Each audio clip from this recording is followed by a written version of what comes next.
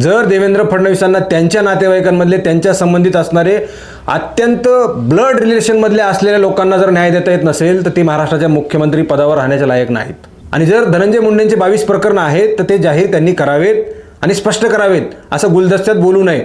कारण कायदेशीर पद्धतीनं अशा पीडित महिलांचं नाव घेणं बेकायदेशीर आहे, गुन्हा ठरतो। आता ते प्रकरण काय आहे हे त्या पत्रकारांनी तिथंच मनोज जरांगेला विचारलं पाहिजे होतं की हे नेमकं प्रकरण काय आहे। त्यामुळे ती महिला कोण आहे, तिच्यावर काय अत्याचार झाला आहे, तिचा पती कशामुळे दगावला आहे हे महाराष्ट्र पोलिसांनी शोधावं। ज्या पद्धतीनं अमोल खुनेच्या प्रकरणामध्ये एक पोलीस स्वतः फिर्यादी झाला, तसं या प्रकरणामध्ये स्वतः मनोज जरांगेंनी, या महिलेच्या प्रकरणामध्ये स्वतः मनोज जरांगेंनी तक्रार दाखल करावी। या प्रकरणाचा सोक्षमोक्ष त्यांनी लावला पाहिजे।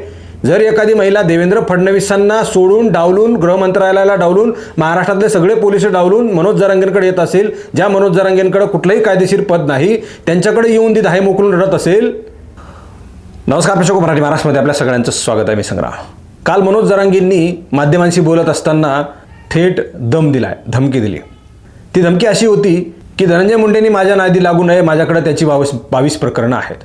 त्यातलं एक प्रकरण आहे, त्यांनी ते महिलेचं नाव घेतलं, मी नाव त्या महिलेचं घेणार नाही।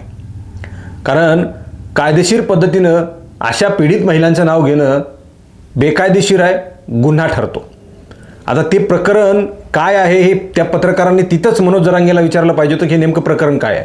हत्येचं प्रकरण आहे, फसवणुकीचं प्रकरण आहे, शोषणाचं प्रकरण आहे, लैंगिक शोषणाचं प्रकरण आहे, नेमकं काय प्रकरण आहे हे त्यांना विचारायला हवं होतं।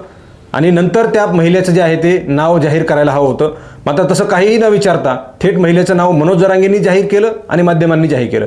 कदाचित माध्यमांना हे लैंगिक शोषणाचं प्रकरण नाही असं माहिती असेल म्हणून त्यांनी ते नाव जाहीर केलं असेल, आणि मनोज जरांगेंनाही माहीत असेल कदाचित हे लैंगिक शोषणाचं नाव नाही, प्रकरण नाही, म्हणून त्यांनी जाहीर केलं असेल।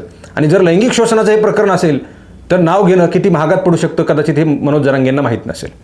त्यांनी सांगितलं की 22 प्रकरणं माझी तुमच्याकडे आहेत, तुमची माझ्याकडे आहेत, तुम्ही तुमची लोकं आवरा, तुमची यंत्रणा आवरा, मला जे काही ट्रोल करतात लोक त्या सगळ्यांना थांबवा। माझ्या समाजातली लोक माझ्या विरोधात बोलतात ही तुम्हीच उभा केलीत असं त्यांचं म्हणणं आहे। मनोज जरांगेंवर जे कोणी टीका करतायत त्यांना सुद्धा त्यांनी जाहीर धमकी दिलेली आहे।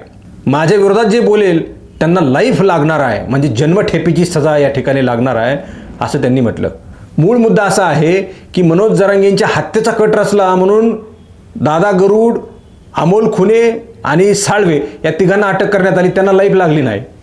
मात्र एखाद्याच्या बोलण्यावर जर लाईफ लागत असेल तर हे बुद्धीची दिवाळखोरी म्हणावी लागेल, किंवा मग यांना कुठला तरी कायदा वेगळा लागू असेल। या दोनपैकी एक कारण त्याला असू शकतं। कारण एखाद्याच्या बोलण्यावर जर लाईफ लागत असेल तर नेमका हा प्रकार काय आहे हे सुद्धा कळणार नाही। देवेंद्र फडणवीस यांचा आणि त्या प्रकरणाचा संबंध आहे असं मनोज जरांगे जोडत होते।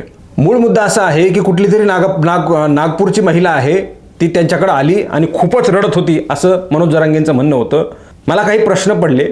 एकीकडे देवेंद्र फडणवीसांच्या नातेवाईकातली महिला आहे, त्यांच्या नात्यातली आहे असं सांगायचं, आणि तीच महिला आपल्याकडे येऊन खूप ढसाढसा रडली असं सांगायचं। एक, देवेंद्र फडणवीस महाराष्ट्राचे मुख्यमंत्री आहेत, ज्या कोणी महिलेचं नाव घेतलं त्या माजी आमदार आहेत, आणि या सगळ्यांना डावलून ओलांडून एखादी महिला मनोज जरांगेंकडे येऊन खूप रडली, हे जरा कुठेतरी पचन होत नाही। का होत नाही तर देवेंद्र फडणवीसांच्या संबंधातली महिला आहे, ती पहिल्यांदा देवेंद्र फडणवीसांकडे गेली असती तर ती देवेंद्र फडणवीसांकडे न जाता, तिथल्या आमदाराकडे न जाता, खासदाराकडे न जाता, त्या देवेंद्र फडणवीसांच्या नातेवाईकांची ती कोणी महिला नाव घेतलं तिच्याकडे न जाता थेट मनोज जरांगेंकडे आली आणि तिथं खूप रडायला लागली की मला खूप त्रास दिला, आणि तिचा नवरासुद्धा त्या ठिकाणी दगावलेला आहे असं मनोज जरांगेंचं म्हणणं होतं। यामधून आणखी एक गोष्ट लक्षात येते की देवेंद्र फडणवीस हे अकार्यक्षम आहेत। देवेंद्र फडणवीसांना त्या महिलेचा प्रश्न सोडवता आला नाही। देवेंद्र फडणवीसांनी त्या महिलेला टाळलं। देवेंद्र फडणवीसांनी त्या महिलेच्या प्रकरणाकडे दुर्लक्ष केलं। देवेंद्र फडणवीसांनी त्या महिलेचा पती दगावला तरी दुर्लक्ष केलं, आणि हे सगळं झाल्यानंतर ती महिला मनोज जरांगेंकडे आली। मनोज जरांगेंकडे आली तर मनोज जरांगेंकडे आमदार, खासदार, मंत्री, संत्री, सरपंच कुठलंही पद नाही, संविधानिक कुठलंही पद नाही, मात्र ती त्यांच्याकडे आली। देवेंद्र फडणवीसांकडे न जाता मनोज जरांगेंकडे ती महिला आली, आणि मनोज जरांगे काय करणार आहेत, देवेंद्र फडणवीसांकडे न्यायाची मागणी करणार आहेत। अर्थात तसंच करतायत, त्यांच्या संबंधितलं हा प्रकरण आहे आणि त्यांनी हे प्रकरण माहिती आहे की नाही मला माहीत नाही असं ते म्हणतात। म्हणजे कुठेतरी लोकांना दिशाभूल करण्याचा हा सगळा प्रकार आहे। आणि मला असं वाटतं की देवेंद्र फडणवीसांनी या प्रकरणामध्ये जाहीर स्पष्टीकरण द्यावं. जर तुमच्या नातेवाईकांमध्ये, जर तुमच्या संबंधित लोकांमध्ये तुम्हाला जर अशा प्रकारच्या प्रकरणांमध्ये न्याय देता येत नसेल तर तुम्ही महाराष्ट्राचे मुख्यमंत्री होण्यास लायक नाहीत. मराठी महाराष्ट्रावरून जाहीर या ठिकाणाहून मी स्पष्ट या ठिकाणाहून माझं स्टेटमेंट या ठिकाणी देत आहे. जर देवेंद्र फडणवीसांना त्यांच्या नातेवाईकांमधले, त्यांच्या संबंधित असणारे अत्यंत ब्लड रिलेशनमधले असलेल्या लोकांना जर न्याय देता येत नसेल तर ती महाराष्ट्राच्या मुख्यमंत्री पदावर राहण्याच्या लायक नाहीत. उद्या देवेंद्र फडणवीसांचे समर्थक मला फोन करतील, ट्रोल करतील, करू द्यात. या प्रकरणाचा सोक्षमोक्ष त्यांनी लावला पाहिजे. जर एखादी महिला देवेंद्र फडणवीसांना सोडून, डावलून, गृहमंत्रालयाला डावलून, महाराष्ट्रातले सगळे पोलीस डावलून मनोज जरांगेंकडे येत असेल, ज्या मनोज जरांगेंकडे कुठलंही कायदेशीर पद नाही, त्यांच्याकडे येऊन ती धाय मोकळून रडत असेल, नेमका हा प्रकार काय आहे हे महाराष्ट्राच्या पोलिसांनी आणि देवेंद्र फडणवीसांनी सगळं खोलून महाराष्ट्रासमोर आणलं पाहिजे. जर देवेंद्र फडणवीसांना हे सगळं करता आलं नाही तर देवेंद्र फडणवीस हे अकार्यक्षम मुख्यमंत्री आहेत असं जाहीर होईल. आणि जर धनंजय मुंडेंचे 22 प्रकरणं आहेत तर ते जाहीर त्यांनी करावेत आणि स्पष्ट करावेत, असं गुलदस्त्यात बोलू नये. म्हणजेच काय की तुमच्यावर नार्को टेस्टची मागणी अमोल खुनेंनी केली, त्याच्यावर काही बोलायचं नाही, मला त्याच्यावर काही बोलायचंच नाही.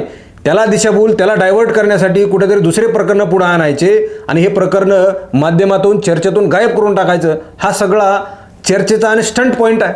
ह्या सगळ्या गोष्टी स्पष्ट होत आहेत. त्यामुळे ती महिला कोण आहे, तिच्यावर काय अत्याचार झाला आहे, तिचा पती कशामुळे दगावला हे महाराष्ट्र पोलिसांनी शोधावं.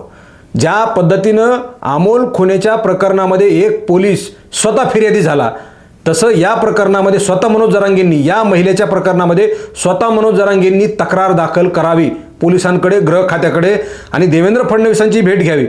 ते कुणाकडून न्याय मागणार आहेत? देवेंद्र फडणवीसांकडूनच मागणार आहेत, गृह खात्याकडूनच मागणार आहेत ना. त्या महिलेनं देवेंद्र फडणवीसांना डावलून थेट मनोज जरांगेंची भेट का घेतली, हा सगळ्यात मोठा मूळ आणि फार मोठा प्रश्न आहे. या प्रश्नाचं उत्तर येणाऱ्या काळामध्ये शोधण्याचा आपण प्रयत्न करू.